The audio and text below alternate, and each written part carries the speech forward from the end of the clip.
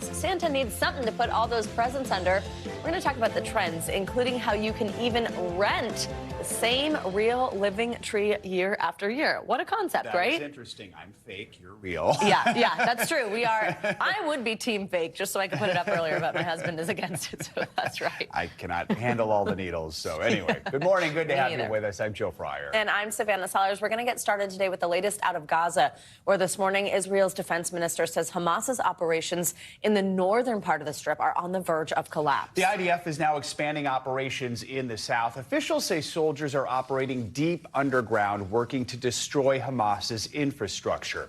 A U.S. official says the Israeli military has started pumping seawater into tunnels in limited areas of Gaza. The move is part of an effort to destroy an underground network where the IDF says Hamas fighters are hiding and keeping hostages captive.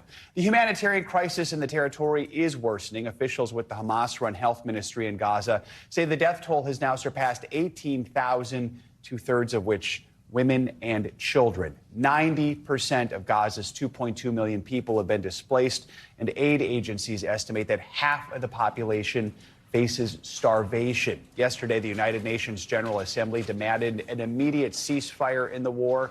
About three-quarters of the body's members voted in favor of the resolution, but the U.S. rejected it. Though President Biden does appear to be drawing a line in the sand with Israel, offering his hardest criticism since the war began, it was behind closed doors at a fundraiser, with the president announcing what he called indiscriminate bombing in Gaza and warning Israel that it is losing global support. We have live team coverage this morning. In just a moment, we'll speak with NBC News military analyst and Medal of Honor recipient Colonel Jack Jacobs. But we're going to get started with NBC News correspondent Hala Garani in Tel Aviv. Yeah, let's start with Israel's military offensive in Gaza. Israel says it is making progress. So what's the latest?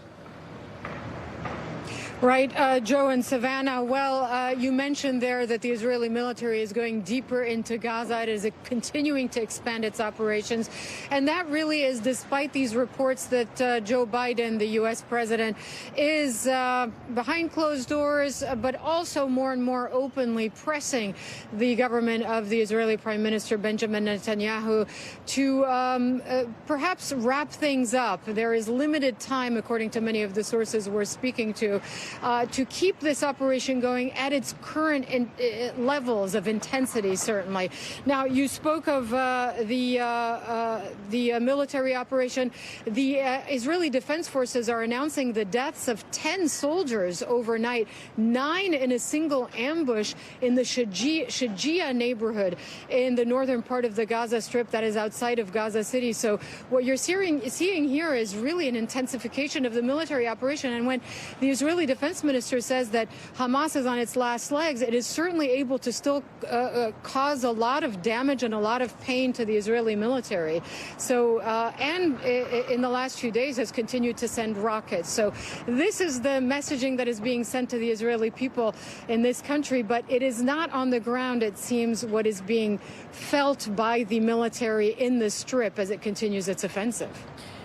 Let's talk more about these calls for a ceasefire that are growing this morning. That vote, we referenced it in the UN. It's the second like it in a matter of days. Also, the second time that the U.S. has voted against it. Let's talk, though, about this growing international pressure for a ceasefire. Is it possible that that could actually happen? Well, we're not hearing that the Israeli government is heeding those calls. They are continuing. They're at least publicly saying that they will continue until they reach and complete their military aims, which is the complete dismantling of Hamas. But don't forget, Hamas is not just a military group.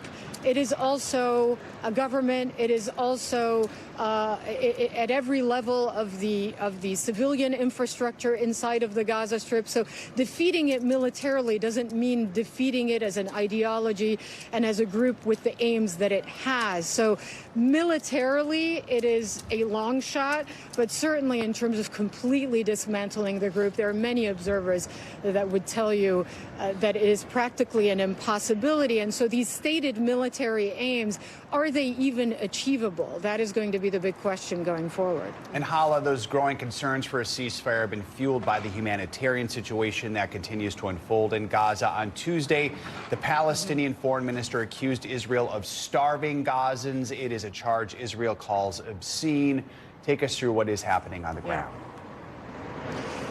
Well, the UN aid agencies on the ground would agree with the Palestinian foreign minister and not with the Israeli government. They are saying, the World Health Organization, for instance, that 9 out of 10 Gazans don't eat every day and that half the territory is indeed on the verge of starvation. There is very little food going in. There is very little aid, almost no fuel. And the U.S., by the way, the U.S. National Security Advisor Jake Sullivan is saying that more crossings need to be open into Israel, including the Kerem Shalom crossing, which is on the Israeli side at the intersection of Egypt, Israel, and Gaza, not just for inspection, as the Israelis have agreed to, but also for transit of some of these commercial and aid trucks. That hasn't happened yet, and there is pressure as well on that front on the Israelis for that to happen. Back to you. All right, Hala Garani, thank you so much. Let's now bring in NBC News military analyst Colonel Jack Jacobs. He's also a Medal of Honor recipient, friend of the show. Colonel Jacobs, good morning. Thanks for joining us. I want to start with one of the new details that Joe mentioned at the top, the flooding of Hamas's tunnels. What do you make of that as a military tactic, and are the potential risks worth what Israel might gain from this move, especially knowing that they're still not aware of where all the hostages are? Well, it's an ancient tactic, and it's been used successfully down through millennia. The objective here is to force Hamas up out of the 300, 400 miles of tunnels, have them come to the surface. The alternative is to send soldiers down into these tunnels, which is dangerous for the IDF, is labor-intensive, and is very, very time-consuming. Netanyahu is under a great deal of pressure to wrap this up as quickly as possible, pressure from both inside and outside Israel. This tactic may just give them an opportunity to get Hamas to come out of the tunnels and close down the offensive much more quickly than if they went house to house, basement to basement, tunnel to tunnel. We're talking about those comments from President Biden this morning. A little context here. He says Israel does have the right to take on Hamas, has most of the world supporting them, but they're starting to lose international support with the, quote, indiscriminate bombing. What does this tell us about the tensions right now in the relationship between the U.S. and Israel? How does this impact the overall war now, and how could it impact the war into the future? Well, the relationship has been strained, has always been strained, and is certainly strained now. And the question of whether or not bombing is indiscriminate or not, it depends on who you are. If you're at the bottom of the food chain in an engagement with Hamas, there is no such thing as indiscriminate bombing. It's all discriminate. We become inured to notions of perfect intelligence, precision-guided munitions. They always hit their target and so on, and that's never true at the point of decision when you're on the ground. The real argument, longer-term argument between the United States and Israel on this subject is not the bombing, but something else that was brought up about who is going to govern Gaza once the war is over. Israel says no way that the PLO is going to be involved. And the United States says, no, the Palestine organization must be the people who are going to govern. That's a big, big gulf, and it's not going to be resolved. Netanyahu can say no Palestine Liberation Organization involved, but Israel has already experienced trying to govern Gaza in the past, didn't like it very much and left very quickly. The real issue is what happens when the war is over, both to the Palestinian people, to the Gazan people, and the relationship between Israel on the one hand and the Arab nations in the region on the other, Joe. All right, Colonel Jack Jacobs, thank you very much for joining us on this morning. Sure.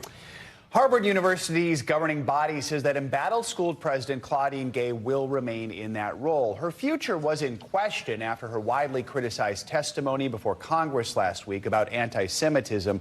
But in an announcement Tuesday, the school says Gay is the right leader for the Harvard community, that she has apologized for how she handled her testimony.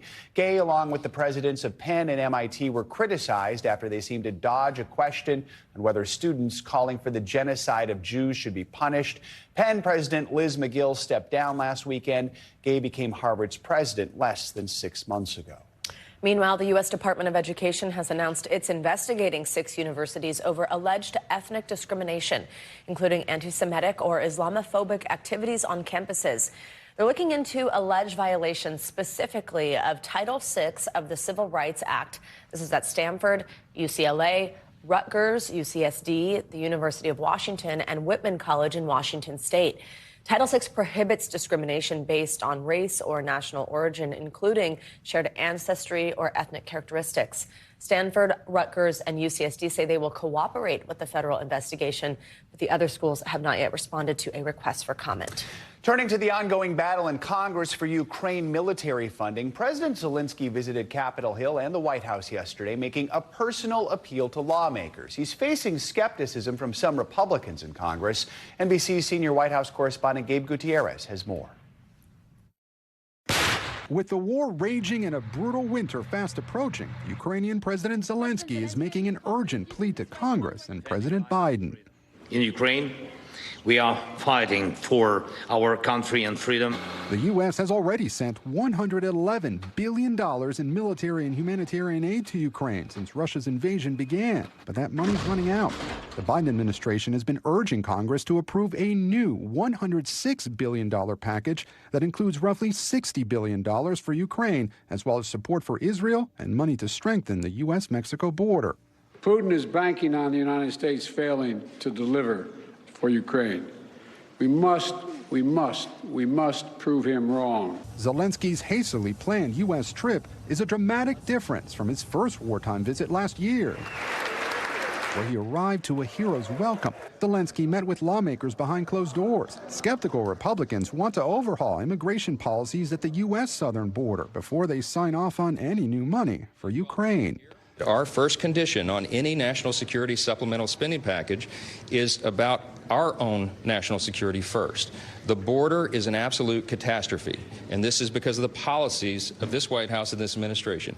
The House Speaker also saying he wants an accounting of U.S. money already sent to Ukraine, and that Zelensky has not provided a clear strategy to win. The war has largely become a stalemate. In recent months, Ukraine taking back no major Russian-held territory as its latest counteroffensive mostly fizzled.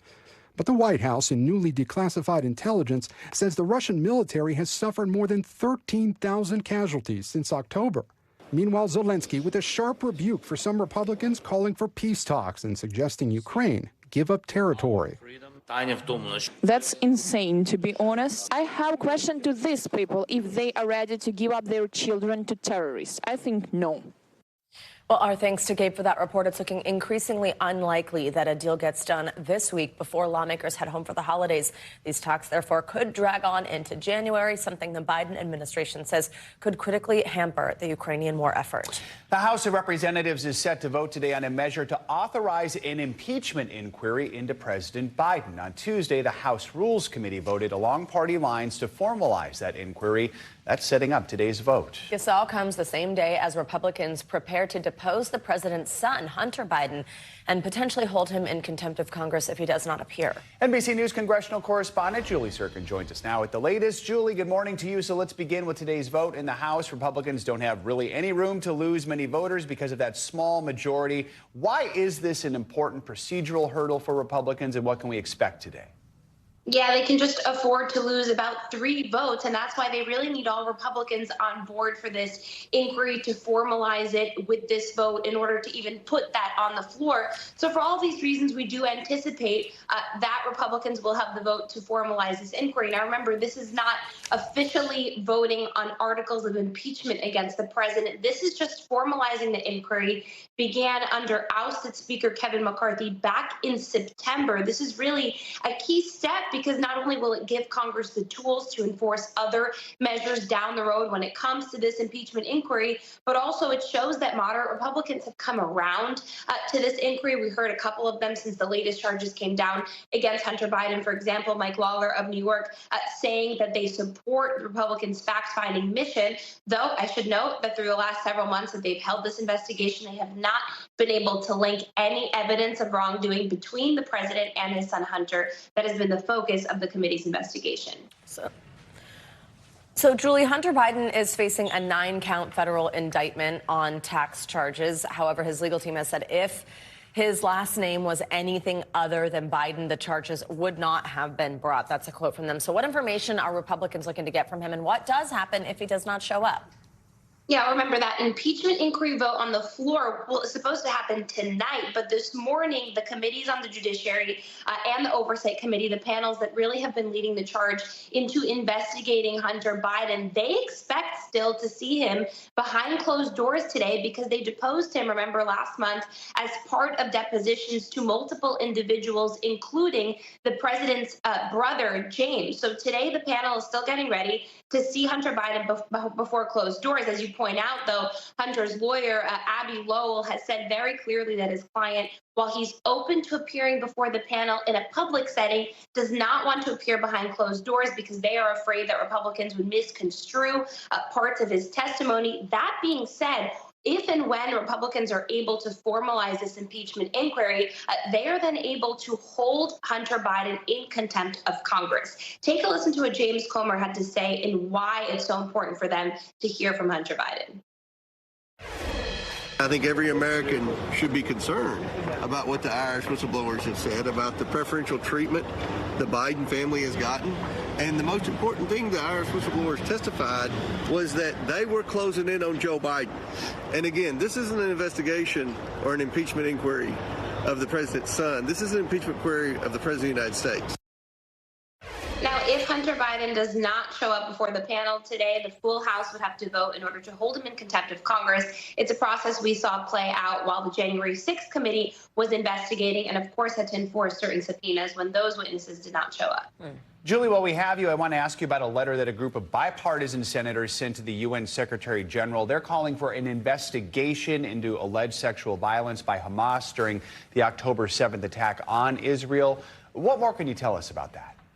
Yeah, guys, this is a letter that we obtained first at NBC News, and it's a group of almost 3 dozen senators, 33 of them, bipartisan group, including bipartisan Senate women. And this letter was led by Jackie Rosen, a Democrat from Nevada, also a prominent Jewish member of the Senate. And what they are calling for the UN to do here is to open an independent investigation into the alleged crimes of sexual violence and rape against hundreds of women on October 7th, hundreds of Israeli women. And independent is the key word here because the UN last month did say that they were investigating this matter as part of their general investigation into war crimes on both sides. They wanted Israel to provide information, to cooperate in this inquiry. Israel has dismissed the inquiry as one-sided and as too late. Now you have this group of senators who are calling for this independent investigation. I want to read you a part of what Rosen had said in this letter. She said, quote, "Too many prominent international organizations and leaders have chosen to dismiss, downplay, or outright deny Hamas's widespread use of sexual violence and rape." The letter seeks for the UN to investigate Hamas's atrocities. All right, Julie, thank you so much. Thank you. Well, let's get you some economic news now. The Federal Reserve is expected to keep interest rates unchanged for a third straight time out of their meeting today. The decision comes after inflation edged lower in November, down to 3.1% year over year. Here to preview today's decision is Investopedia's editor-in-chief, Caleb Silver. Caleb, always great to have you. Good morning. So many economists think we're now done with these hikes and also that we might start to hear the Fed lay this groundwork to actually start to make cuts next year, right? Tell us, what do you think about that? What are markets previewing? Yeah, is today the turning point where the Fed alludes to the fact that they may start to reduce interest rates sooner in 2024 than expected? That's been the drumbeat for the past several months. That's why the stock market has rallied so aggressively. They are going to hold today. The question is what happens in the next meetings in January, what happens in March. So if you look at what traders are betting on, they're betting the Fed starts cutting rates as early as May, and that is why you've seen the rally. But Fed Chair Powell doesn't like to tip his cap or tip his hand to that. He'll be very careful about what he says. You talk about how we're less interested today, perhaps, in what the decision is over a rate cut, more interested in what Powell says afterward. We can also expect these projections, new projections on unemployment, inflation, economic growth. What are you looking for? Yeah, words matter. So are the words going to be dovish? or are they going to be hawkish? Dovish meaning, are they going to lighten up? Are they going to say things like the economy's cooling, financial conditions have loosened, or hawkish and say acceleration of inflation lately, it may come, we need more additional policy firming? That's what we're going to be tuning into. And then the summary of economic projections from the Fed governors. Are they looking at an economy that's growing next year or slowing precipitously, potentially into a recession? And then the most boring but most important chart in economics for econ wonks like me and Brian, the dot plot. Where do they see interest rates a year from now? Very important to consumers because that affects everything from our mortgages, our car loans, and our credit card loans. Oh, yeah. So is this good news for the consumer, what we anticipate hearing today? What does this mean for wallets? Yeah, it means you're not going to see rates continue to rise. In fact, they are starting to go down, but they're still really high. The 30-year fixed, 7.75% if you're trying to get a new home right now. If you have great credit, new cars, 6 to 7%. Credit cards, 22 to 25% APRs. All these are high, but they're not going to go higher. And you're going to see mortgage rates come down in the spring. You're going to see a loosening of those interest rates across the boards. All right, Caleb, we will wait to hear your analysis of those few little words that mean so much. And Caleb. the dots. Yeah, And the dots. The yes. most boring and important chart. Dots on the words. Caleb, thank you very much.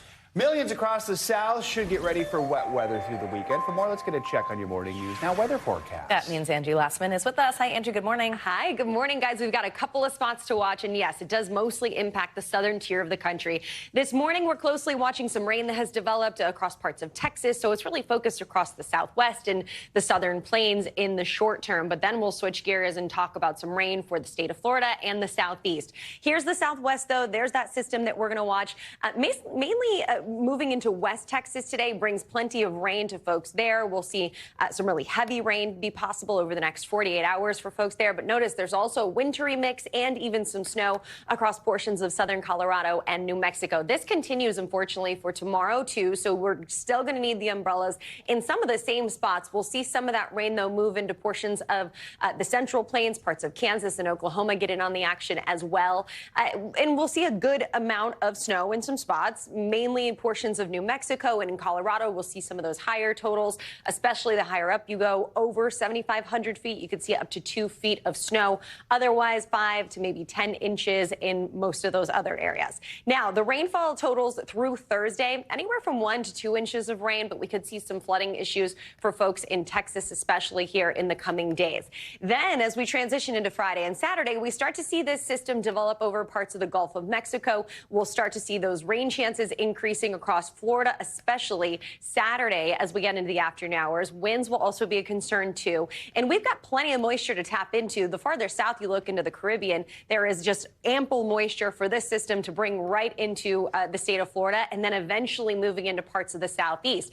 This means the heavy rain, the strong winds, that's going to move up the coast just in time for your Sunday plans. It'll be unsettled across the southeast. And we could see the chance for some of that coastal flooding and the flash flooding, especially, again, across most of Florida and stretching into parts of the southeast. You can see where those brighter kind of the crimson color is. 3 inches of rain expected.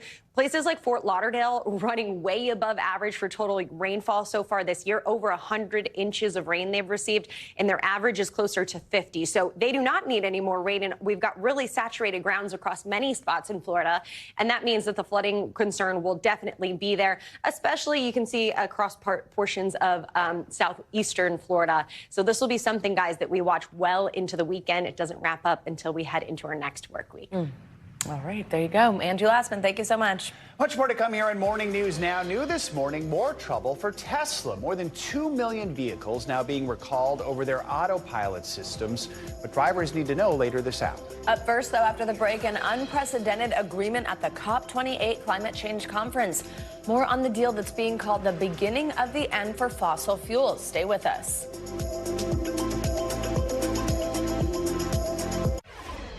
We're back with the ongoing defamation damages trial against former Trump lawyer Rudy Giuliani. The judge is warning Giuliani about remarks he's making outside of court. While speaking to reporters Monday, Giuliani doubled down on the same false claims he made about the former Georgia election workers, saying that everything he said about the women is true. Giuliani was found liable over the summer for defaming the workers, falsely accusing them of committing fraud in the 2020 election. Well, he seemed to heed the judge's warning because after court ended for the day yesterday, he was tight-lipped when pressed by reporters.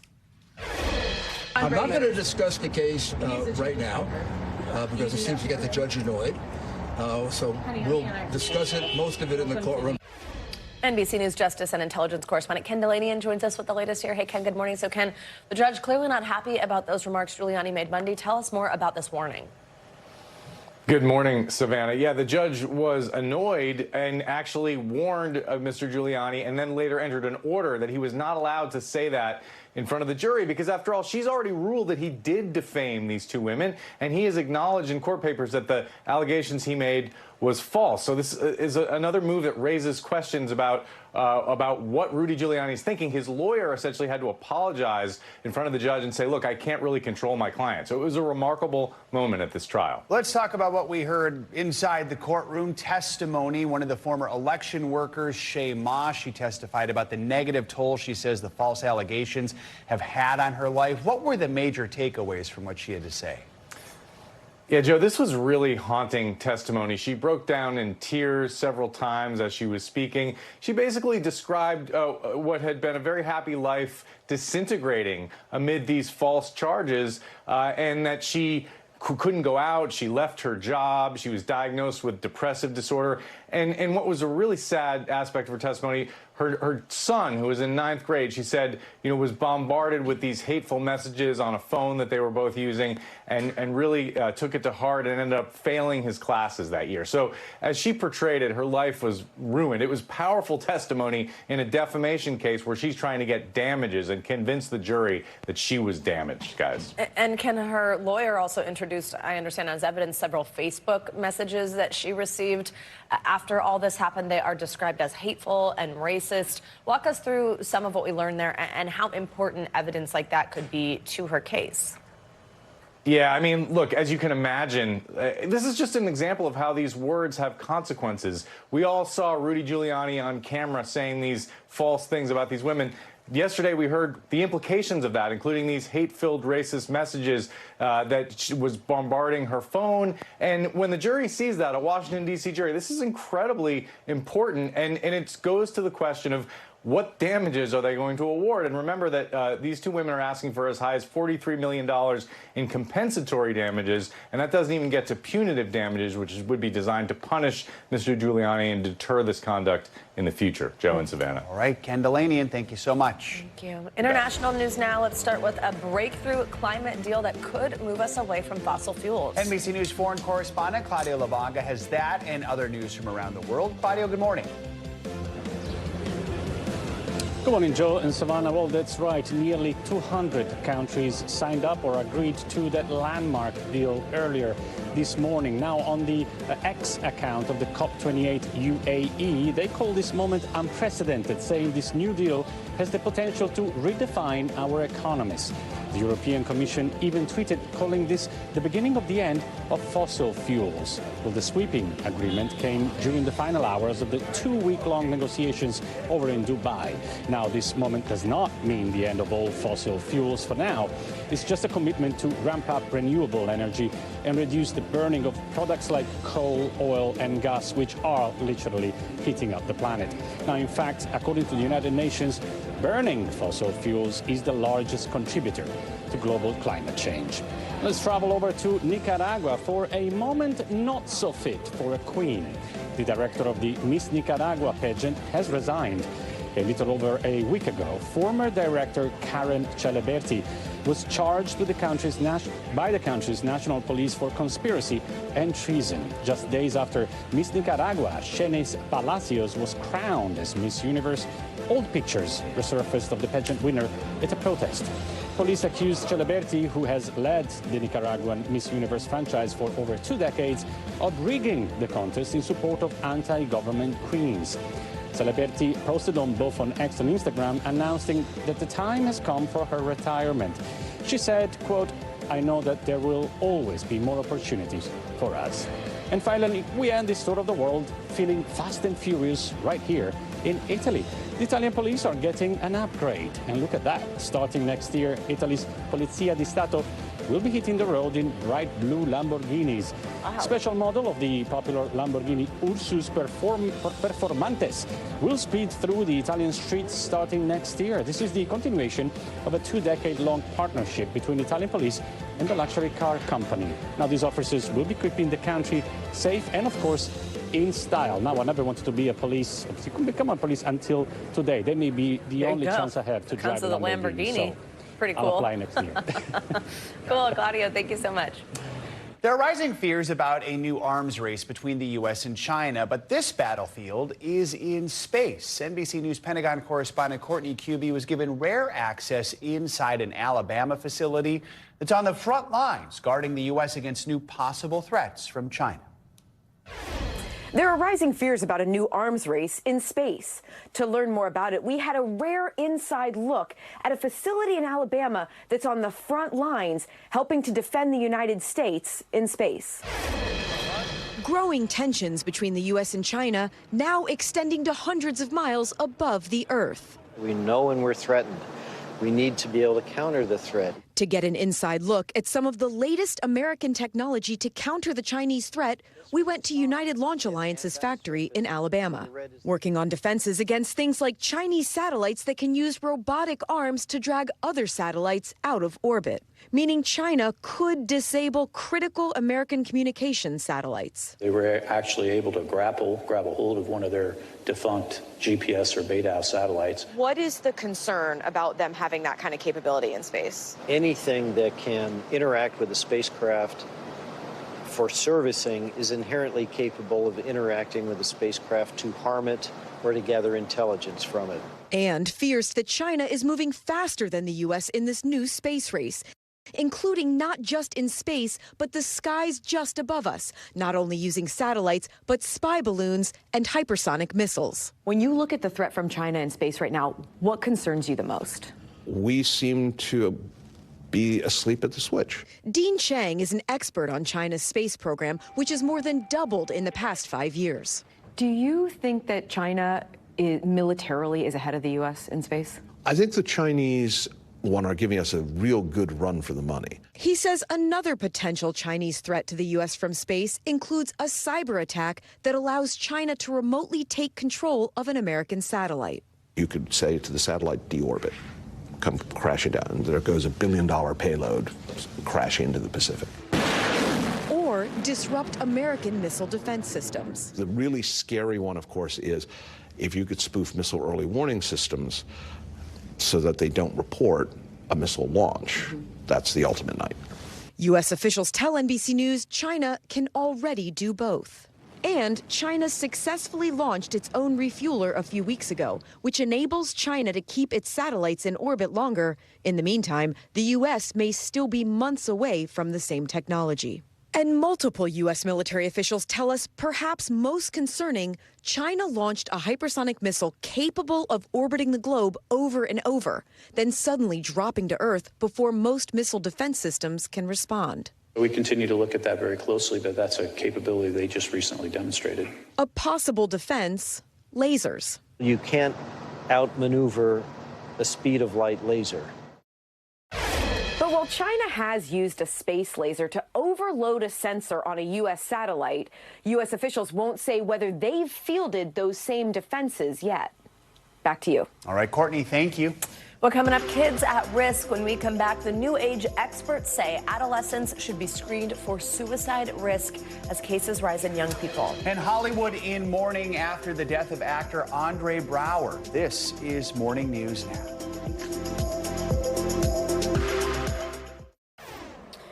We're back now with our weekly checkup. Today, we are looking at new suicide screening guidelines for kids, and the age health officials now say they should be screened. Plus, staying healthy for the holidays, we're going to look at tips from health experts on how to avoid indulging in unhealthy treats this season. It might be too late for me. Dr. Akshay Syal, if you can get us to understand how to do that, it will be quite the feat. Thank you for joining us this morning on all this. So let's start with that concerning one I mentioned. This is from the American Academy of Pediatrics. They have updated their suicide risk screening guidelines as well as treatment recommendations.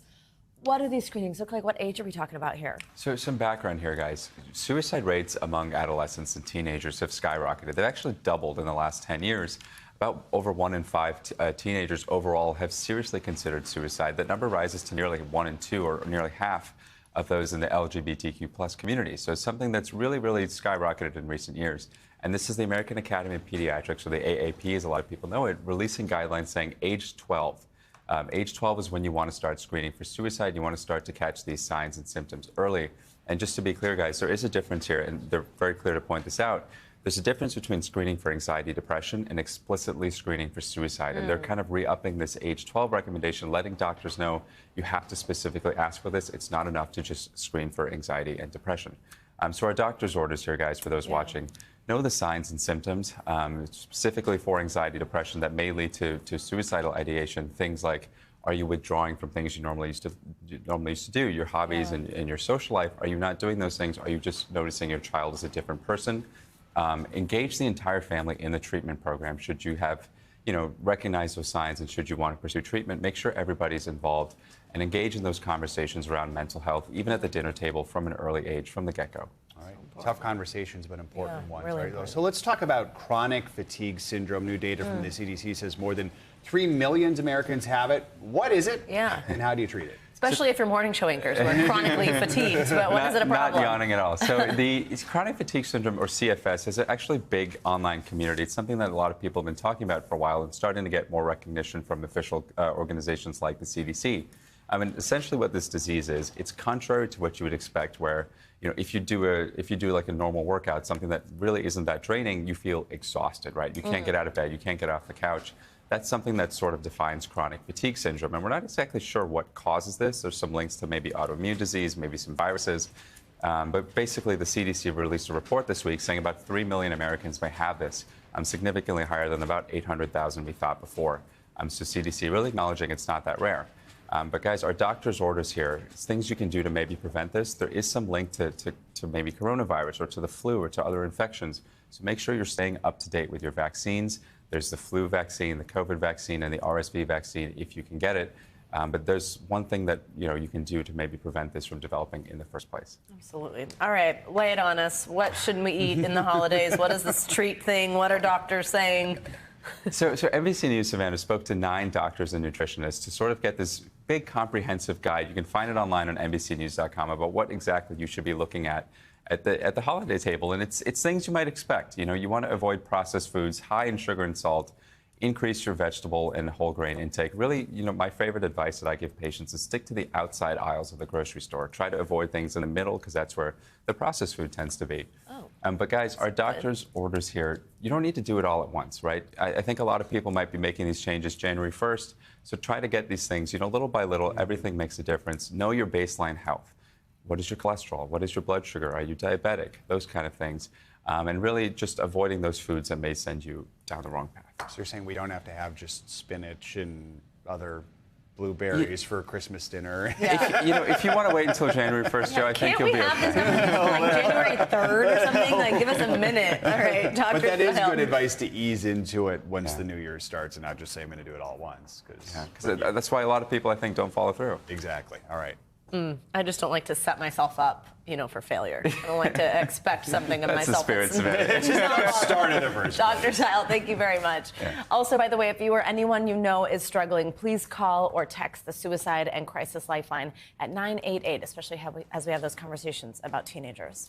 Some sad news in the entertainment world this morning. Emmy Award-winning actor Andre Braugher has died. Braugher is best known for his roles playing cops, both in the hit comedy Brooklyn Nine-Nine and the gritty drama Homicide: Life on the Street. His publicist says the actor died Monday after a brief illness. He leaves behind his wife and 3 sons.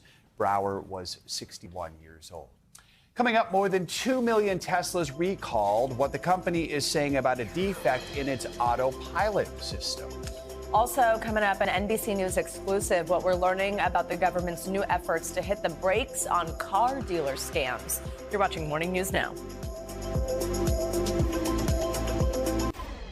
We are back now with an NBC News exclusive. The federal government announcing it is planning to come down harder on car dealer junk fees and scams designed to take more of your money when you're looking for a car. NBC News correspondent Tom Costello has the details. It's a common complaint. Just when you're about to sign for that new car, it suddenly costs hundreds, even thousands of dollars more. Stacy Lupo says it happened to her while buying a car for her son.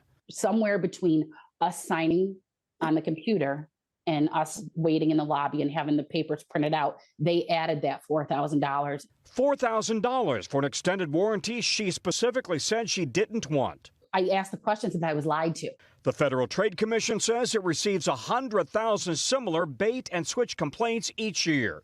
Customers charged for unwanted products, services, and hit with so-called junk fees. All too often, it's members of the military and active service members that are most targeted by these practices. To target the scams, the FTC has a new CARS rule requiring dealers to provide a vehicle's actual price and cost, spelling out optional add-ons, and prohibiting dealers from adding bogus add-ons like duplicate warranties, oil changes on EVs, or unwanted subscriptions. This rule is really designed to create some honesty and fair rules of the road so that Americans can buy cars without worrying that they're going to be tricked or scammed. The National Automobile Dealers Association says the regulation is heavy-handed bureaucratic overreach and redundancy at its worst that will needlessly lengthen the car sales process by forcing new layers of disclosures. As for Stacy Lupo, will you ever go back to that dealership? Oh, no. No, never, ever, never. It's an awful, awful feeling to be taken advantage of like that. The government's new CARS rule should take effect in July, potentially saving customers more than $3 billion a year, according to the government. But as always, buyers should read the fine print. Back to you. All right, Tom Costello, thank you. We're going to stay on the auto industry with a new Tesla recall that could mean millions of cars might be in need of a fix. Yeah, wow. CNBC's Silvana Henao has the details on that for us and other news that might impact your wallet. Silvana, good morning. Good morning, Savannah. Good morning, Joe. Yeah, so Tesla is recalling more than 2 million vehicles across its model lineup. And this is to fix a defective system that monitors whether drivers are paying attention when they use autopilot. And that's the driver assist technology that can steer, accelerate, and brake automatically, but cannot drive by itself. The recall comes after a 2-year investigation by safety regulators following a series of crashes that happened while autopilot was in use. Tesla will send out a software update to fix the issue. Meanwhile, Apple is rolling out a security patch to protect iPhone owners from hackers.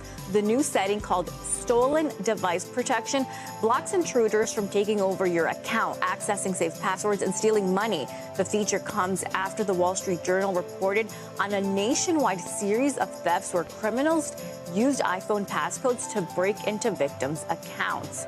And the Buckeye State may be a great area to spend your golden years. U.S. News and World Report says Youngstown, Ohio is the most affordable place to retire. It ranks the largest 150 metro areas based on housing affordability, taxes, and access to quality health care.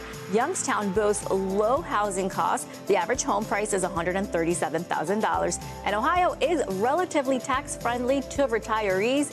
No Florida cities made the list. The rest of the top 5 were Hickory, North Carolina, Springfield, Missouri, Brownsville, Texas, and Huntington, West Virginia. It's funny, we just talked about a list recently that basically listed every town in Pennsylvania, which we really struggled with. True. Yes. Maybe one in Florida. I think it was everything else Pennsylvania. We were like, a lot of central Pennsylvania. Yep, that's right. Did the person who made this list come from Pennsylvania? Good question, Savannah. It's not really matching up there, but there you go. It's all up to what you like, and that ultimately determines your own list. Silvana, thank you as always. Thank you. There is much more morning news now ahead. Stay with us. We are back with a story about my favorite convenience store that is sure to put you into the holiday spirit. A Texas woman known for her next-level gingerbread houses has outdone herself again this year. Deanna Vaters, who works for the Williamson County Tax Assessor's Office, built this Buc-ee's gingerbread house. It includes little touches to make it seem more realistic, including a dozen gas pumps, cutouts of her coworkers you see there filling up as... And she said it was her husband's idea to make it a Buc-ee's this year because they always start their vacations off with a visit to Buc-ee's. Her masterpiece is now on display at the tax office. It's starting a vacation off worthy? Buc-ee's? You've never been. I've never been. You weren't here the morning. We had a very long Buc-ee's celebration. It is literally like my favorite place. I know that about It is you. I've heard you worthy say that, to yeah. stop at. It is spotless gas stations, surprisingly good barbecue and beef jerky. Yeah, I like when. And if you want to pick up like some decorations for your home, you can get those over there too. There's a lot going on. Oh my God, I have been wanting to go to one ever since you said that. Someday. Well, anyway, that's also talent. Wow, that Yeah, gingerbread. exactly. All right, well, after a devastating wildfire burned more than 1 million of California's famous Joshua trees, officials feared they would not grow back. Now the effort is underway to rebuild one of our most beautiful national parks. NBC News correspondent Liz Kreutz has that story. They look like something out of a Dr. Seuss book, California's iconic Joshua trees. But as we drive into the Mojave National Preserve, it's as far as you can see out here. All around us, devastation. Brought a tear to my eye when I was driving in because it's such a loss. Over the past 3 years, 2 massive fires exploded in this area, killing an estimated 2.5 million Joshua trees. This used to be one of the densest Joshua tree populations in the world. But now everywhere you turn, it looks like this. These skeletal trees, charred, burnt to a crisp. And it goes on like this mile after mile after mile. Your plant will kind of come out and fall in the hole. Now Erin Knight is leading an ambitious project to save the trees. Are you scared that there could be a world without Joshua trees? Oh, totally. Most of these Joshua trees burned all the way to their crowns. And so once that happens, they can't really come back. The goal is to plant 4,000 over 4 years. Among those volunteering, anybody over there need a hammer? 10-year-old Ansel Joshua from Wisconsin. Yes, named after Joshua trees. That's cute. We came hiking here when I was pregnant with Ansel. The site around us was just beautiful with these unique Joshua trees. But restoring these trees is not easy. As the desert sees higher temperatures and less rain, only about 20% of these new ones will survive. It could be decades before they're grown. Yeah. And, we're not going to see this in our lifetime being what it was in the past. Still, I think if one tree survives, that is success. They're planting the seeds for future generations. It's a crisis, and you can see it firsthand here, but maybe we're a small part of fixing that. Just like we used to. A labor of love in the fight to preserve these treasured trees. Liz Kreutz, NBC News, the Mojave Desert. Such a beautiful area. So cool It to see really that is. effort. Yeah. Oh my gosh, such a special place to get to visit. That is going to do it for this hour of Morning News Now. But stay with us because the news continues right now.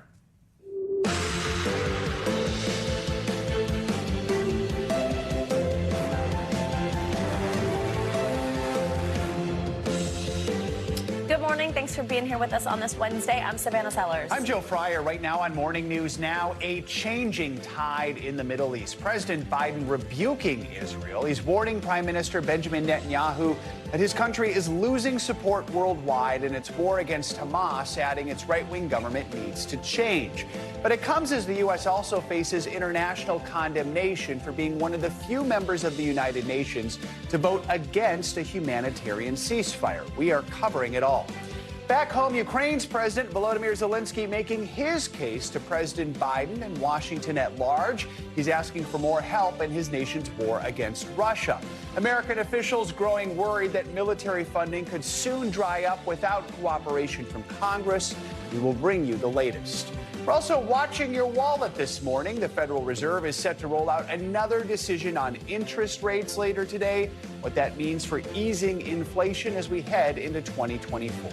And later in the hour, we are flipping the script with a Broadway legend starring in a new musical. The show is blending the harmony of a little-known singing ensemble from nearly a century ago with very real lessons for people today. Very excited to bring you this conversation about the show Harmony, which I've already seen twice. Of course you have. You have seen everything. That's how much I've enjoyed it. Even though we have to get up when we do, you make it work. Exactly. All right. Good to have you with us again this hour. We begin with the latest out of the Middle East. In a closed-door fundraiser, President Biden condemned what he called Israel's indiscriminate bombing in Gaza. That criticism comes amid one of the deadliest days for Israeli troops since the war began on October 7th. At least 9 Israeli soldiers were killed during one incident. NBC News chief foreign correspondent Richard Engel is in Jerusalem with the latest. We've heard about disagreements between President Biden and Israel's Prime Minister Netanyahu before, tense conversations or the lack of conversations. But this is the sharpest criticism yet from President Biden of the Israeli government since it began its campaign against Hamas in Gaza. Israel is pushing ahead with its offensive in Gaza to overthrow Hamas as international criticism grows, including from the United States, over civilian casualties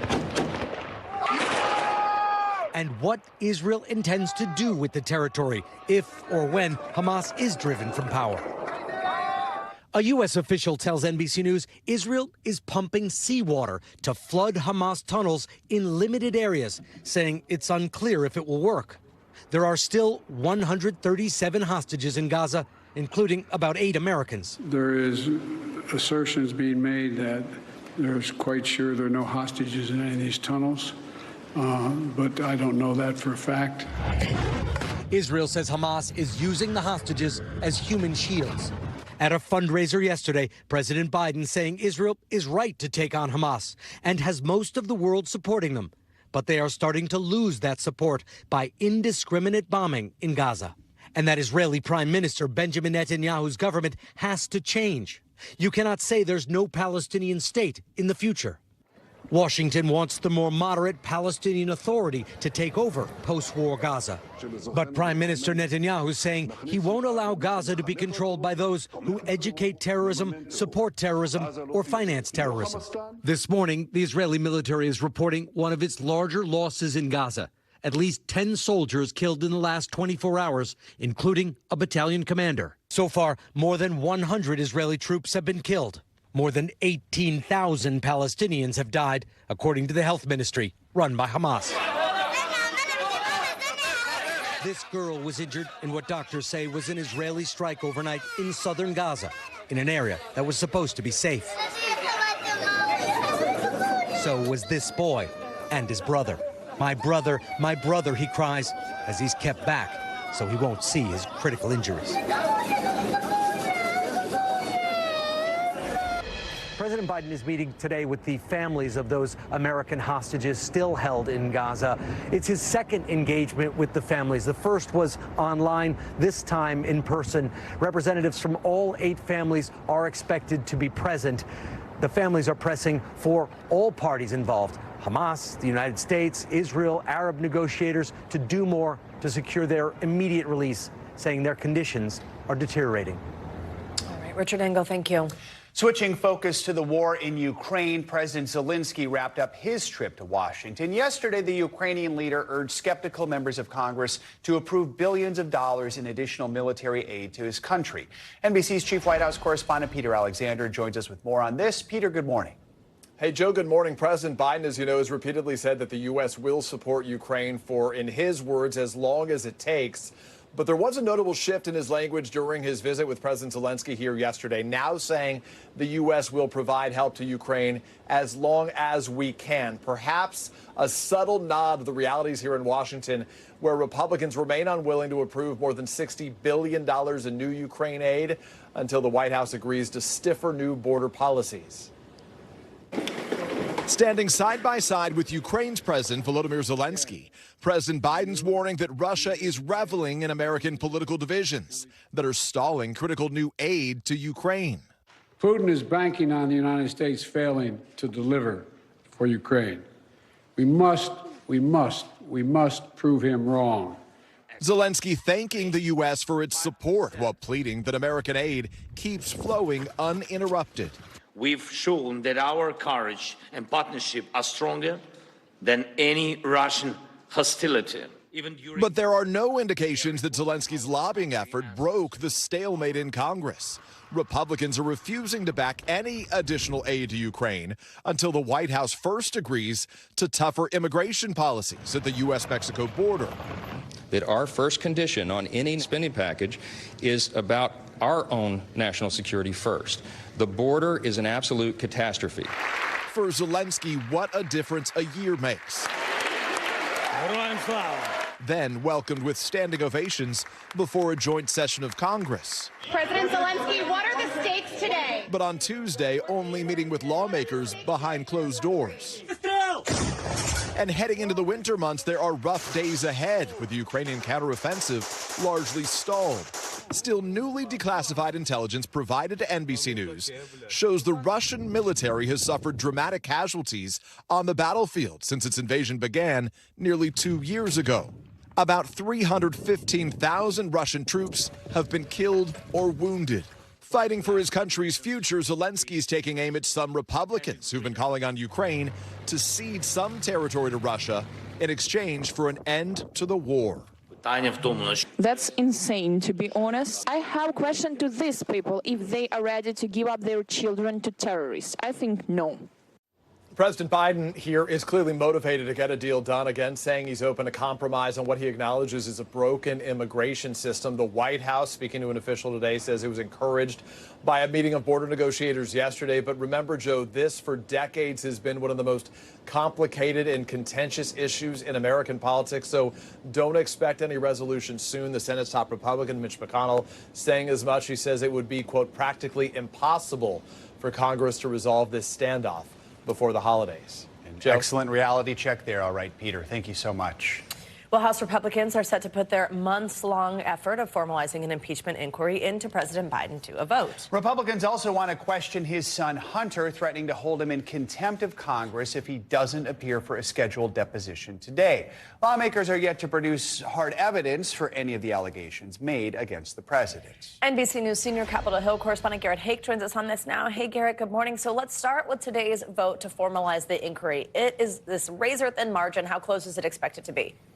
Yeah, look, the margin is incredibly thin, just 3 votes that Republicans can play with here. But right now, there's only one House Republican who has publicly said he will vote against this inquiry. And the line that Mike Johnson has been using that seems to carry the day here is, look, we've come this far. We have to keep asking questions. But that doesn't mean we're actually going to impeach the president. It's a very small needle to thread, but it seems to be working with his caucus. Here's a little bit of how he explained why they have to move forward and why they're doing it in this way when he spoke to reporters yesterday.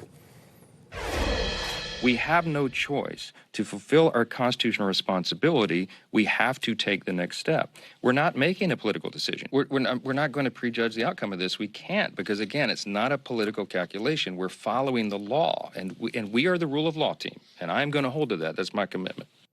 Now, look, everything done in Congress is a political calculation. And the calculation here, I think, is that this is a relatively easy vote for Republicans to take, to say we're going to keep asking questions. What happens later may be a different story. So, Garrett, what happens if the inquiry is approved by lawmakers? And how does this tie in with the deposition that some lawmakers want to do? House Republicans hope getting this inquiry formally approved by the House will make it easier for them to enforce their subpoenas in court and make it easier for them to force the White House and Hunter Biden and others to turn over documents they've asked for. Among those things they're asking for is Hunter Biden to come testify today. He's under a subpoena to give a deposition today. His attorneys say he'll only do it out in public. The committee wants to do it behind closed doors. The new charges against Hunter Biden also complicate all of this. But House Republicans are hoping this gives them a little more stick to force folks like Hunter Biden to show up and give testimony.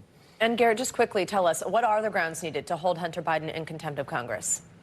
Well, they need him to not show up or to refuse to engage with them. And that's sort of the sticky problem here is, while he hasn't shown up and he won't have complied with the subpoena if he does not appear today, his lawyers have been in contact with the committee and have been making offers back and forth. We've seen similar cases in the previous impeachments of Donald Trump, where the only folks who've been convicted of contempt at the end of the day are those who just refuse to engage at all. So Hunter Biden and his lawyers could probably drag this out for quite some time. All right, Garrett Haake, as always, thank you very much. I appreciate you. You bet. The Federal Reserve expected to keep interest rates unchanged in its final decision of the year later today. The current level is 5.25% to 5.5%. Yeah, it would be the third consecutive meeting where the Fed keeps these rates on hold. The decision comes after inflation did cool slightly in November to 3.1% on an annual basis. NBC News senior business correspondent Christine Romans joins us now. So just bottom line, talk to us about the health of our economy. Could we actually start to see interest rate cuts next year? It's so interesting. This is more evidence that the Fed may be able to engineer that so-called soft landing. What is a soft landing? That is getting inflation down, but not throwing the economy into a recession. So this 3.1% number is seen as fitting into this overall picture. And that overall picture of the economy is pretty interesting. You've got some economists now saying interest rate cuts potentially sometime next year, that the Fed has done its work. Wages are now rising faster than inflation. That's important for workers and consumers. The job market's still strong. GDP in the third quarter was fantastic, but slowing, which is what you want to see. So again, that whole soft landing scenario, if your team camp soft landing, this is more evidence that the Fed might be able to pull it off. So that 3.1 number, it's a lot lower than 9% we saw over a year ago, but it's still not that 2% target. Yeah, and I think this is one of the reasons why people say they don't feel like inflation is getting better, because last year at this time, the inflation rate was 7.1%. So now it's 3.1%. That means prices are 10% higher for people than they were, a couple of years ago. And people still feel that. You still have childcare costs that haven't come back down to earth after the pandemic. You have these day-to-day things that are just aggravating for consumers, which is why I can show you all the things that are going right in the economy, and I'm calling it the sourpuss economy, and people give me a funny face, and they say, no, it's not, like something smells bad. There are some benefits. What are some of the good things people are actually feeling right now because inflation? So we've seen mortgage rates start to drift lower from a high level. I mean, I'm going to be honest, 7% still doesn't feel great, but there are some economists who think maybe next year you could see mortgage rates start to drift below closer to 7% or below. And you can see over the past 6 weeks, they have been trending down. Also, in a weird way, time heals all wounds. For example, these mortgage rates have been high for a while now. At some point, people who have to move and buy a house are going to say, this is not new 7% mortgage rates. This is the norm. I'm going to move. And you might see the housing market start to unlock a little bit. But it has been a real riddle of an economy this whole year. Again, I say sourpuss economy. It's not very scientific or it's not very economic, but that's how it seems. You tell people, look, you have more money in your bank account than you did a few years ago.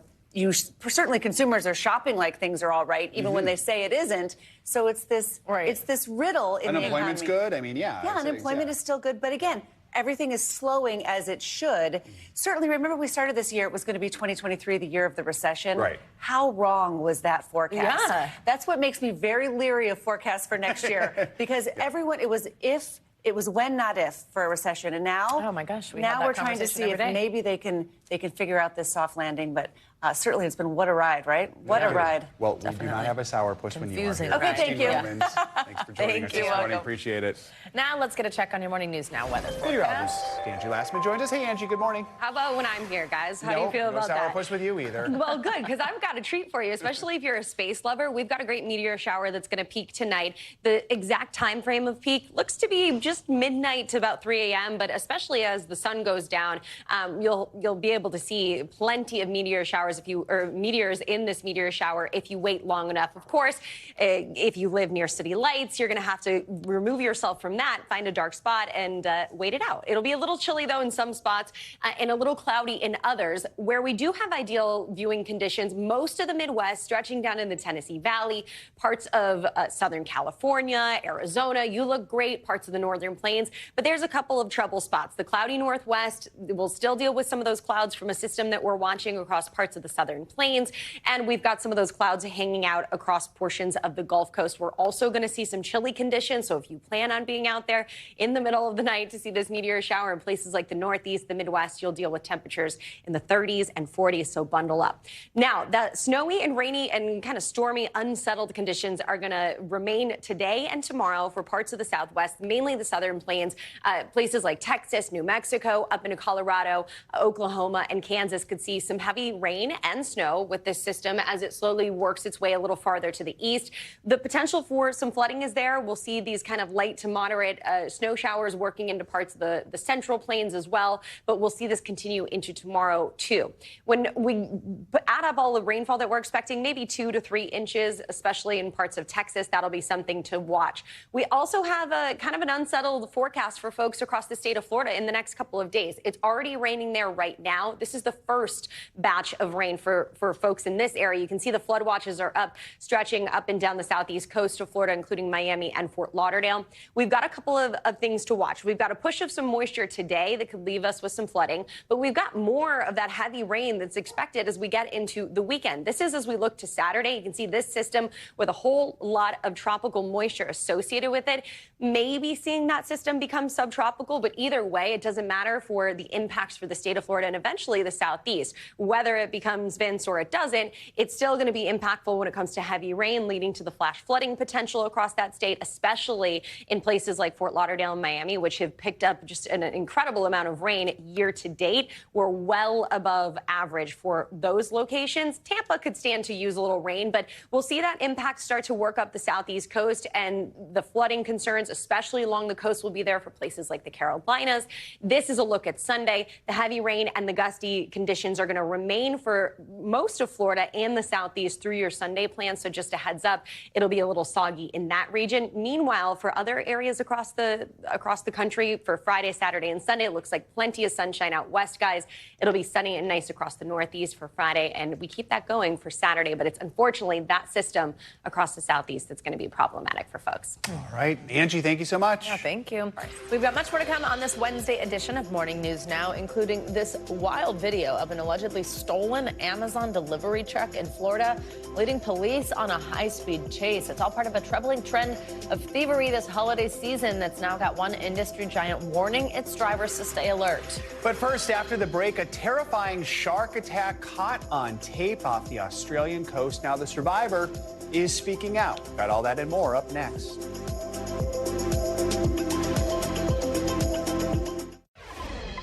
Welcome back. A college student from Italy who is visiting Australia for his studies is recovering this morning after a terrifying shark attack. He managed to capture the moments after he was bit on video. NBC News correspondent Sam Brock joins us now from Miami-Dade County with more on this. Hey, Sam, good morning. Yeah, Savannah, good morning. This was a scary one. This college student told his hometown newspaper in Italy that he'd only taken a couple of steps into the water when he felt a terrible pain in his foot. From that point onward, he was fearful, Savannah, that he might get attacked again and could possibly die. So he started recording his encounter with the shark so he could say goodbye to his loved ones. We have to warn you, some of this video is difficult to watch. These are the chilling moments right after 20-year-old Matteo Mariotti says he was bitten by a massive shark thrashing off the coast of Queensland in northeastern Australia before reaching his friend by the shore, who jumped in to help. The Italian marine biology student who's studying abroad just started snorkeling when he says a monster shark suddenly attacked him. Speaking to the Italian newspaper Gazzetta di Parma, Matteo said, "I tried to widen that big mouth, and with difficulty I freed my leg, even though from the knee down I could tell there was nothing left." He says his friend Tommaso applied a tourniquet. In the first seconds, it was really panic for me. After that, I tried to think, to focus what I have to do, and I tried just my best to save him. Paramedics arrived within minutes. It's quite serious, quite daunting to look at. He had a bite on his ankle and a bite, below his knee. So he had two really major injuries. His leg now severed below the knee, with Matteo noting on Instagram, "I never thought I'd survive that monster. You are my heroes. You give me strength to carry on with my texts and calls." The science student incredibly had the presence of mind to start recording after he was bitten to say goodbye to his loved ones in case he was attacked again.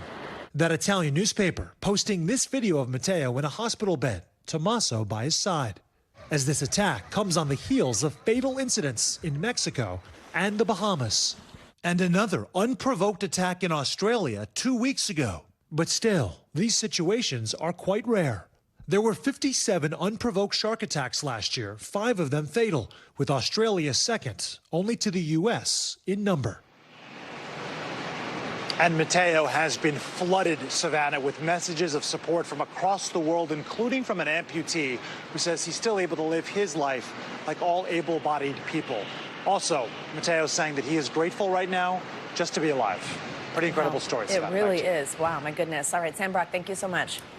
Some more international headlines now. A suicide bomber attacked a police station in Pakistan, killing several people. NBC's Claudio Lavanga is back with us with that and other world headlines. Hey, Claudio, good morning.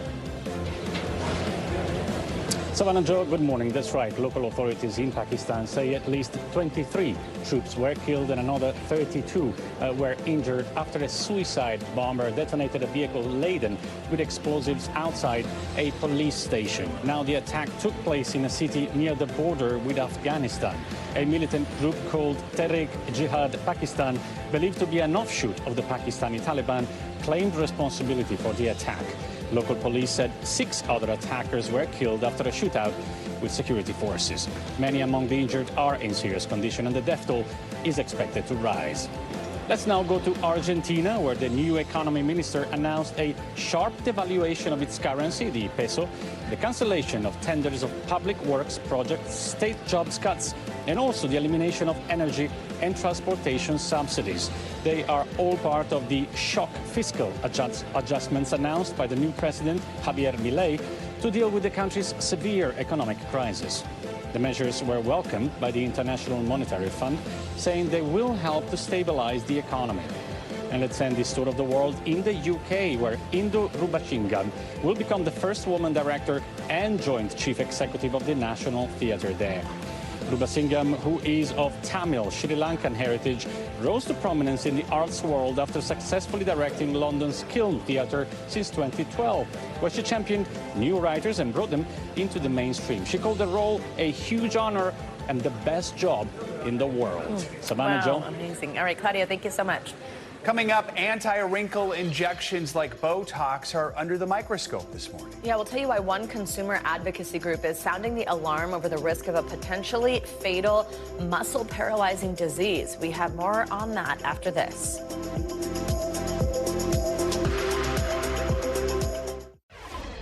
We're back with some sad news out of Hollywood, the unexpected loss of actor Andre Braugher. He was best known for playing police officers, both in the long-running comedy Brooklyn Nine-Nine and the gritty 90s crime drama Homicide: Life on the Street.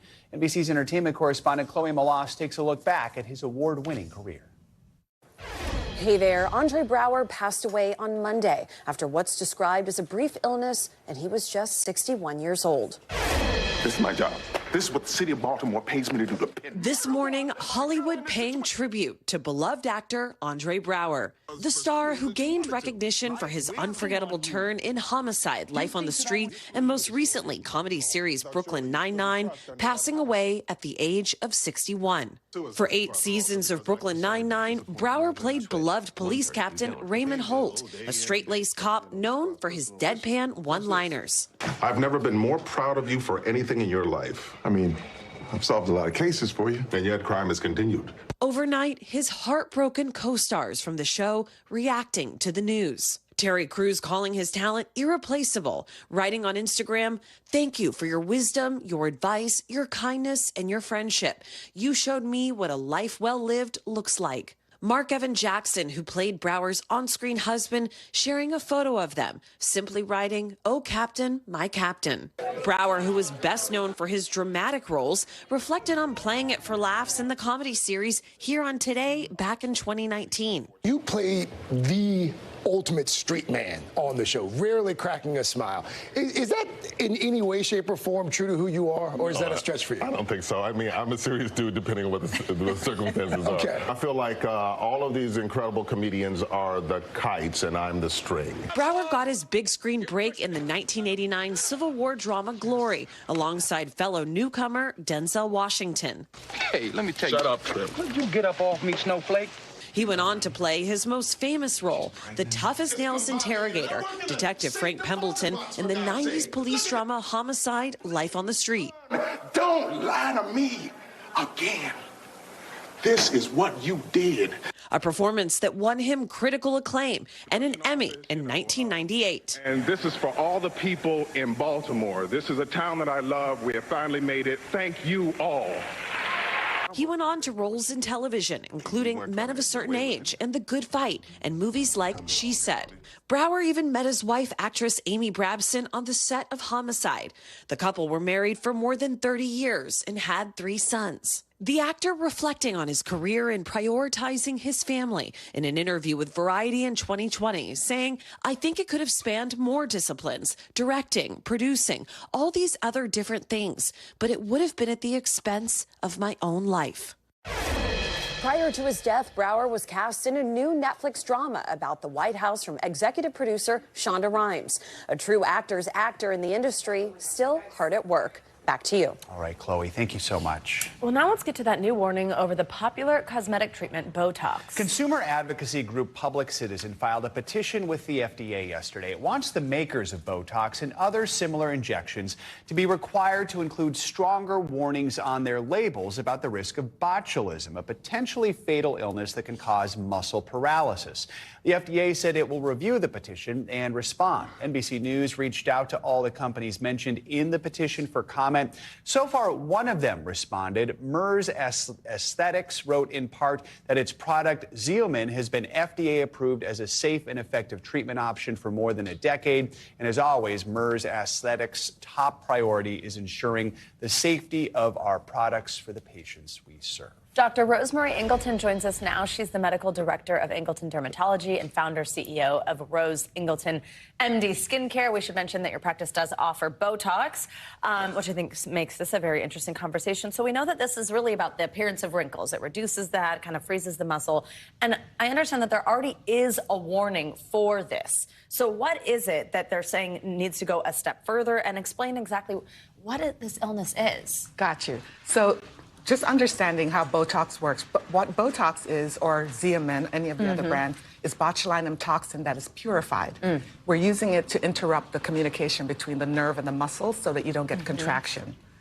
There's always been a black box warning on the packaging that says the injections can cause a migration of the botulinum toxin to nearby muscles. So you could get inadvertent responses where muscles that you were not injecting. That's how you get like droopy eye. You get or a droopy eye, right. you get a lowered brow, you get a mouth, all kinds of things.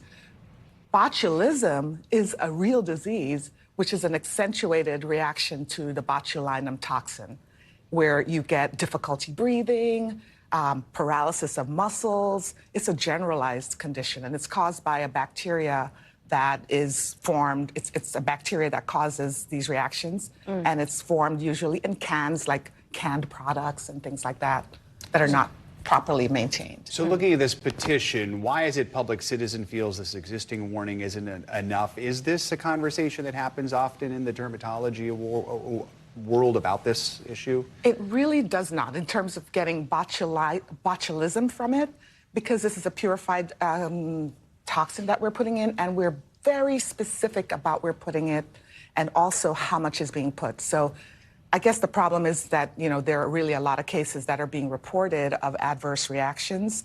I'm not seeing them in my practice. I've never seen a case of botulism in my life, and I've been in practice well over 20 years. And I've been using Botox for over 20 years as well. So I think they're just trying to have the companies mention that there is this risk, even though it's a small risk, that you could get botulism from getting botulinum toxin injected. Got it. Yeah. As you just mentioned, I think that's good to hear what you just said. This is pretty common, right? All these different types of Botox, that other one you mentioned, Dysport, things like that. Should somebody be worried? And maybe, is this really about if you're maybe getting too much of it, too high of a dose, something like that? I'm going to say it's most likely related to the technique of the practitioner who's injecting it. Okay. People are going all over the place and getting Botox injected, right? They're going to hotel rooms and having random people with bottles that they're like, yeah, it's Botox I'm putting in you. No to that, right? You're saying no to that. For any type of medical procedure. Yes. The technique is key, the amount that's being injected, a complete understanding of how the muscles work that you're working on, because you inadvertently inject an area, that you're not supposed to with this product, you have a reaction that is really irreversible. We have to wait for it to wear off. And if the reaction you get affects your airways, you don't have time to wait for it to wear off. You die. Yeah. Important to know the risks, but have a conversation. Yeah, with absolutely. your doctor and... Trusted practitioner. Yep. I think that's really most It sounds like if that's the case, maybe there's not too much concern there. Dr. Rosemary Ingleton, thank you so much for joining us on this. It's definitely a talker. My pleasure. Coming up, a concerning new warning from one delivery giant as the holiday shopping season heads into overdrive. Why FedEx is now telling its drivers to stay alert while out on the job. That is next on Morning News Now.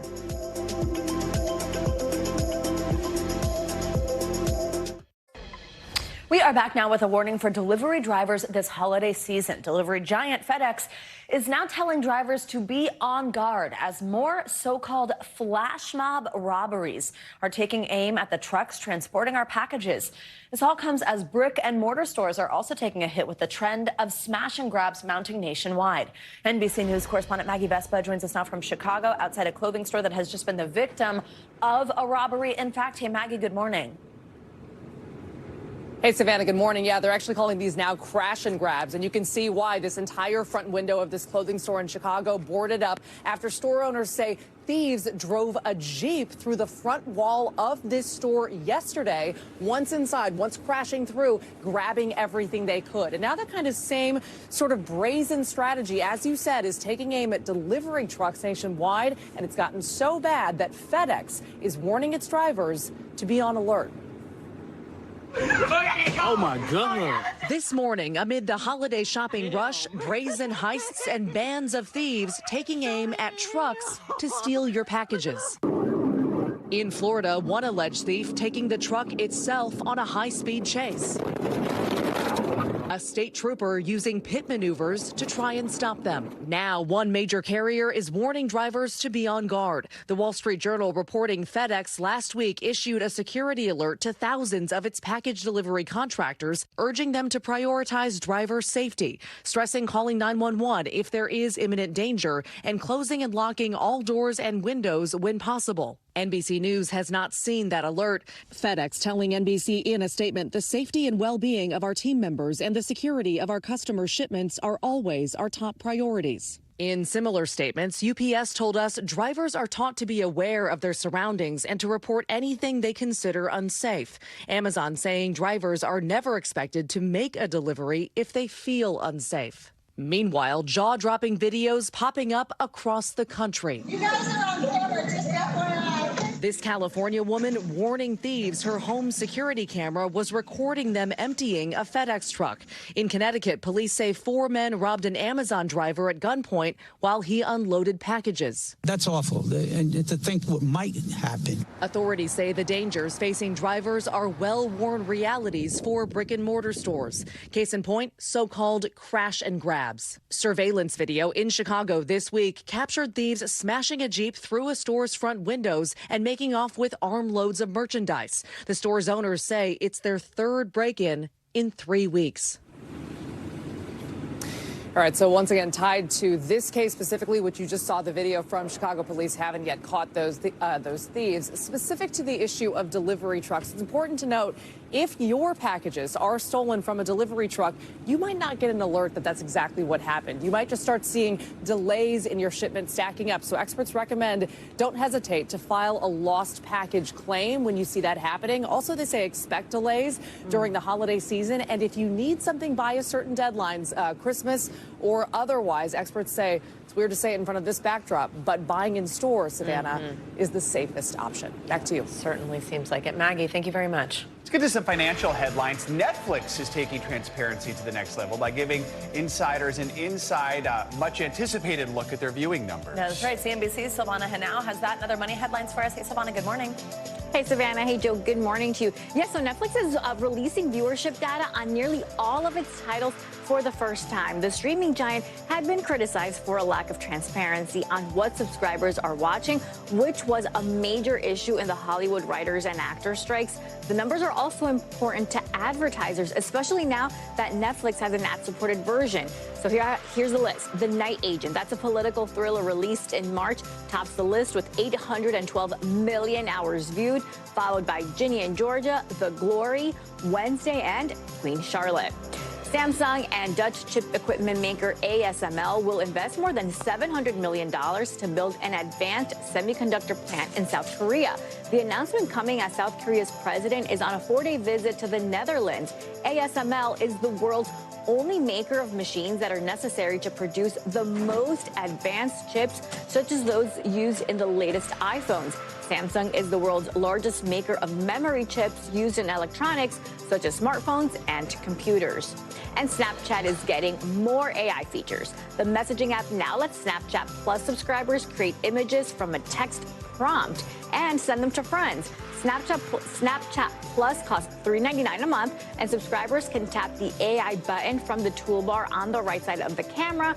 This opens up a window where you can type a text prompt or choose from a pre-made option like a futuristic disco or a rocket taking off. The AI will generate an image, allowing you to edit and add a message before it's sent, guys. Technology for you. I know. There's a lot of AI stuff there in Snapchat now. It's interesting. Savannah, thank you. You got it. Amazon has been showcasing its latest innovation, a robot that could do the same jobs as humans in its warehouses and work around the clock. So what do the workers who might be replaced by the technology one day think about it all? NBC News technology correspondent Jake Ward found out.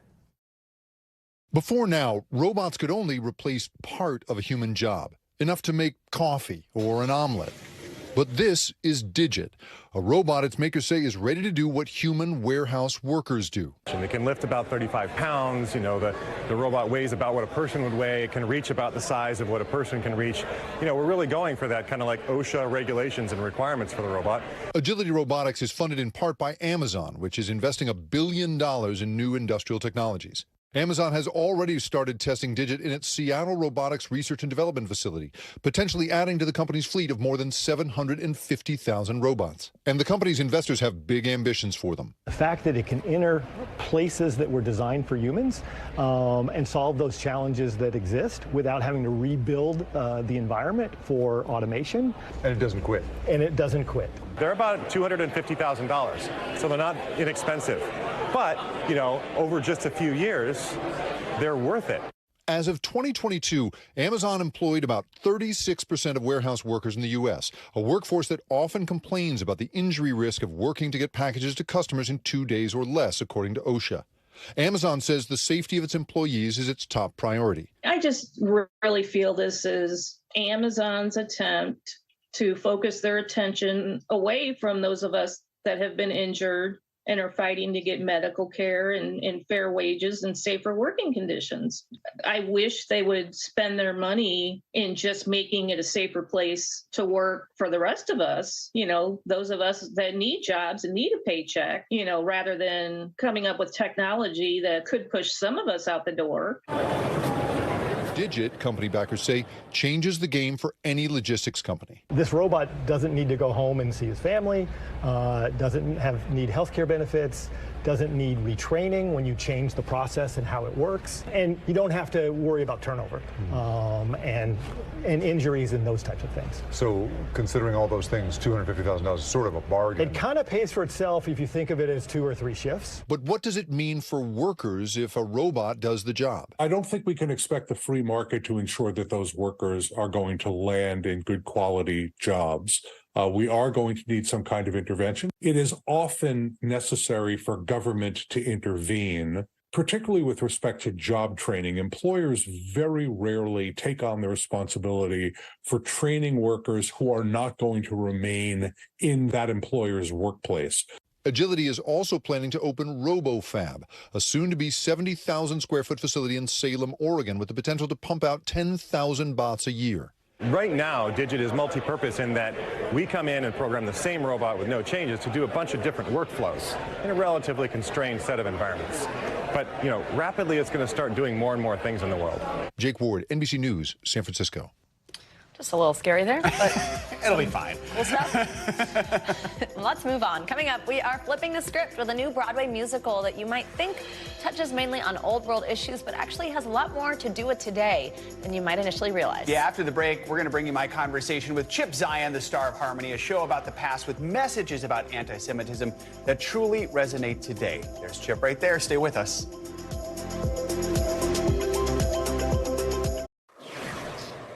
Welcome back. If you're maybe looking for, let's say you want to bring a unique cocktail to your next holiday party, try to make it a little interesting. May or may not be it. You're obviously getting a sneak peek on your screen. The drink company Empirical has teamed up with, as you can see, Doritos to release this liquor. They are calling it a nacho cheese spirit. The drink, which doesn't fall into traditional categories like gin or vodka, who knows what it is made using real Doritos chips. They have their flavor extracted through what they're calling vacuum distillation. To help confuse customers, they're also providing drink recipes like a variation on a margarita, Bloody Mary, or Old Fashioned. I guess they just now have a hint of cheese. I can't judge it till I try it. We love a taste test here. I don't know if we're allowed to do the alcohol right now, but I would eventually do that. I love nachos, Doritos nacho cheese. This might be exactly what you've been I might be actually more weirded out by, like, it's not vodka, but like it's not. We don't know what it is. I don't know. It might be. Lots of questions. Maybe we'll try it. To be continued. Series Flipping the Script, featuring people on screen, on stage, and behind the scenes working to shine a spotlight on diversity. Enter Harmony. It is one of the newest musicals on Broadway, telling a story that's nearly a century old with messages that certainly resonate today. The music was written by Barry Manilow, but the story is not about him or his life. It is about the Comedian Harmonists, a real-life musical group from Germany with both Jewish and Gentile members. They rose to fame in the 1920s and 30s as Hitler rose to power. And the anti-Semitism they face forces the group to make some very tough choices.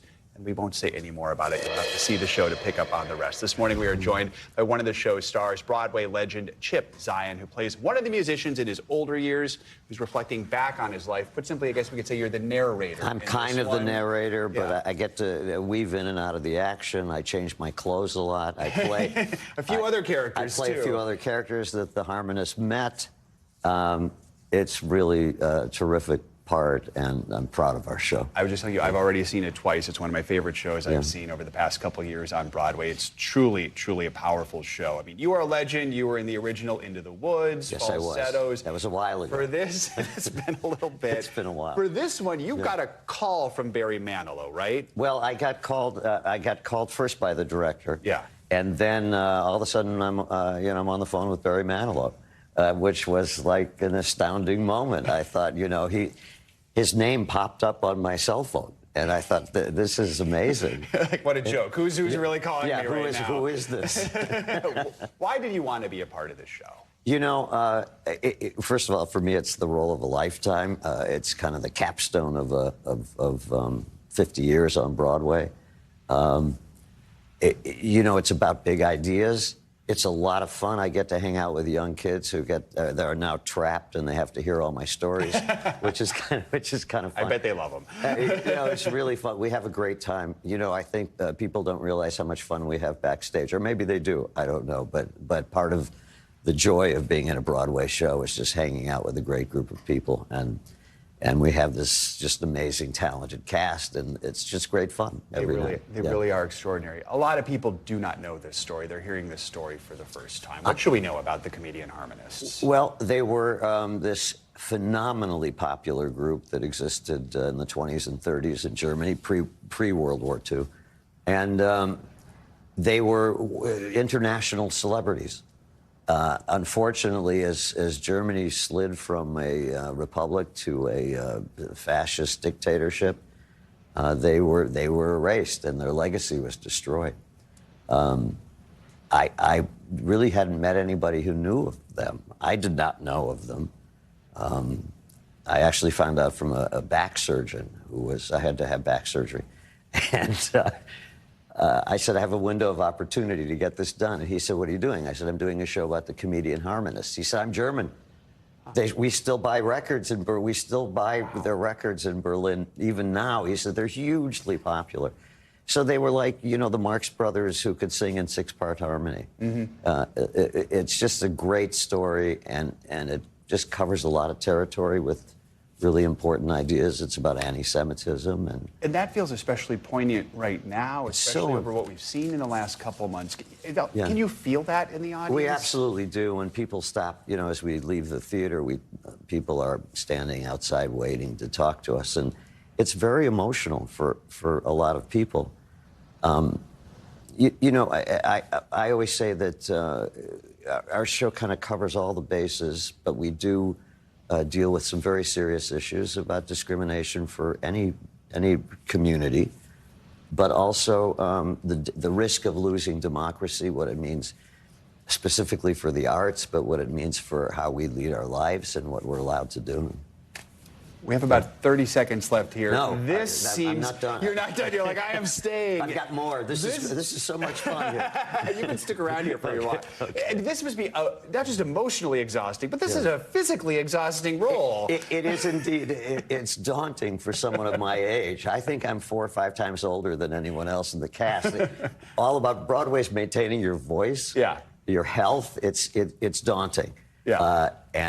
So you know, it's fun to be here this morning, but normally I would still be asleep. Go take a nap. Yeah, all right. okay. Chip Zien, it is a pleasure to have you on. The show is called Harmony. It is playing on Thank Broadway you so much. right now. I highly recommend it to Thank you. anyone looking for a good show. Yeah, that is going to do it for this hour of Morning News Now. You sold me. That was incredible. The news continues right now. Stick around.